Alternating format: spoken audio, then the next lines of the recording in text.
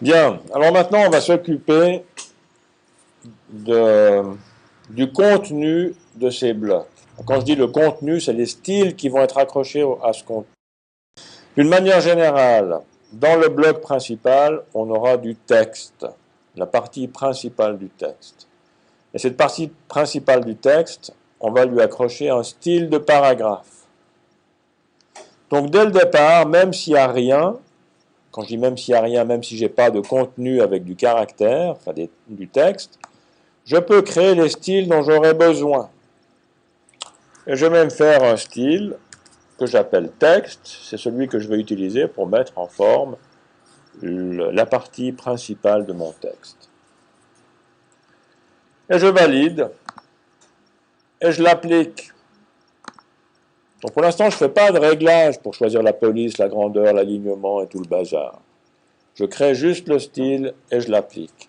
Et dans mon bloc principal, maintenant, c'est le style de paragraphe texte qui est accroché à ce bloc.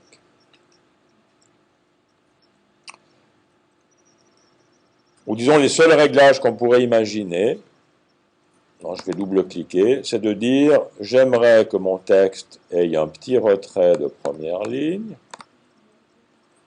et une justification à gauche. Comme ça, je suis sûr que quand je vais mettre le texte dans ces blocs-là, il sera justifié et il y aura un petit retrait de première ligne.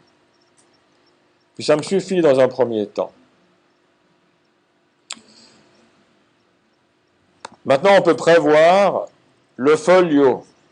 Le folio, c'est la numérotation des pages. Donc, avec l'outil texte, en dessous de ma page, en dessous du bloc principal, je dessine un petit bloc de texte.